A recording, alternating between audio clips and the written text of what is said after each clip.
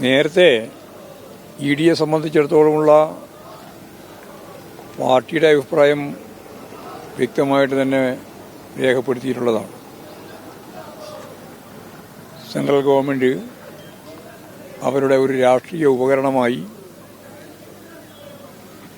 പല ഏജൻസികളെയും ഉപയോഗിക്കുന്നത് പോലെ ഇ ഡിയെയും ഉപയോഗിക്കുന്നു എന്നുള്ളതാണ് CPIM മുമ്പ് തന്നെ ചൂണ്ടിക്കാണിച്ച കാര്യം. പ്രതിപക്ഷ രാഷ്ട്രീയ നേതൃത്വത്തെ കടന്നാക്രമിക്കാനും അവിടെ കള്ളക്കേസിൽ ഉൾപ്പെടുത്തി ജയിലിലടക്കാനും മുഖ്യമന്ത്രിമാരുൾപ്പെടെ ജയിലിലടക്കാനുമെല്ലാമുള്ള ശ്രമമാണ് യഥാർത്ഥത്തിൽ കേന്ദ്ര ഏജൻസികളുടെ ഭാഗമായിട്ടുള്ള CBI ആയാലും ED ആയാലും IT ആയാലും ഒക്കെ എടുത്തുകൊണ്ടിരുന്നത്. അത് സാധാരണ രീതിയിൽ ഭരണത്തിലിരിക്കുന്ന സന്ദർഭത്തിൽ സുപ്രീം കോടതി തന്നെ പറഞ്ഞതുപോലെ കൂട്ടിലടക്കപ്പെട്ട തത്ത എന്ന രീതിയിലുള്ള അവരുടെ ഇച്ഛക്കനുസരിച്ച് കാര്യങ്ങൾ നീക്കുന്ന ഒരു ഏജൻസി എന്ന നിലയിലാണ് അതിനെ വിലയിരുത്തപ്പെട്ടത്.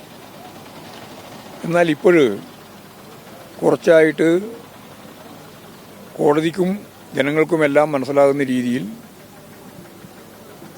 CBIയുടെ ഉദ്യോഗസ്ഥന്മാരായാലും EDയുടെ ഉദ്യോഗസ്ഥന്മാരായാലും വലിയ സാമ്പത്തികമായ അഴിമതി, കോടിക്കണക്കിന് ഉറുപ്പിക അഴിമതി നടത്തുന്ന ആളുകളായിട്ട് മാറിക്കൊണ്ടിരിക്കുന്നു എന്നുള്ളത് ഇന്ത്യയുടെ പല ഭാഗത്തുനിന്നും വന്നുകൊണ്ടിരിക്കുന്ന ഒരു വാർത്തയായിരുന്നു.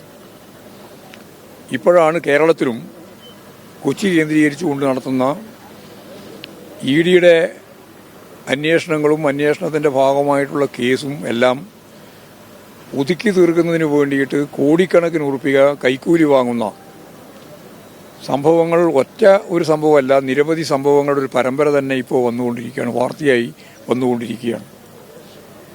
ഇതൊരു ഭാഗത്ത് ഉദ്യോഗസ്ഥന്മാരെല്ലാം വലിയ രീതിയിലുള്ള പണസമ്പാദനത്തിൻ്റെ ഭാഗമായിട്ട് ഈ സംവിധാനത്തെ ഉപയോഗിക്കുകയാണ്.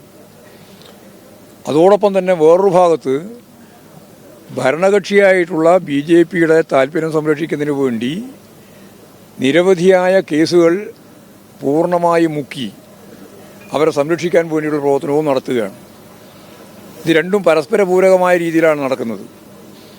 ഒരു ഭാഗത്ത് കുഴൽപ്പണ കേസ് ഉൾപ്പെടെയുള്ളതെല്ലാം തേച്ചു മാച്ചു കളയുന്നതിന് വേണ്ടി ഭരണകക്ഷിക്ക് വേണ്ടി BJPക്ക് വേണ്ടി RSSന് വേണ്ടി നിലപാട് സ്വീകരിക്കുക, മറുഭാഗത്ത് ഇടതുപക്ഷ പ്രസ്ഥാനം ഉൾപ്പെടെയുള്ള പ്രതിപക്ഷത്തിനെതിരായിട്ട് കടന്നാക്രമണം നടത്തുക, ഒപ്പം ഇതിൻ്റെ ഒപ്പം തന്നെ കോടിക്കണക്കിന് ഉറുപ്പിക കൈക്കൂലി വാങ്ങുന്നതിന് വേണ്ടിയുള്ള സംവിധാനം ഒരുക്കുകയും ചെയ്യാം. എല്ലാം കൂടി ജീർണമായ ഒരവസ്ഥയാണ് EDയുടെ ഭാഗമായിട്ട് ഉൾപ്പെടെയുള്ള കേന്ദ്ര ഏജൻസികളെ സംബന്ധിച്ച് രാജ്യത്തിലെ ജനങ്ങൾക്ക് മനസ്സിലാക്കാനാവുന്നത് എന്നുള്ളതാണ് ഇപ്പോൾ പുറത്തു വന്നുകൊണ്ടിരിക്കുന്ന ഏറ്റവും അവസാനത്തെ കൊച്ചി വാർത്ത. കേസിൽ പ്രതിയാക്കപ്പെടുന്ന അവസ്ഥ വരെ പ്രധാനപ്പെട്ട ഉദ്യോഗസ്ഥന്മാരെ സംബന്ധിച്ചിടത്തോളം ഉണ്ടാകുന്നു എന്നുള്ളതിൽ നിന്ന് മനസ്സിലാക്കാൻ സാധിക്കും.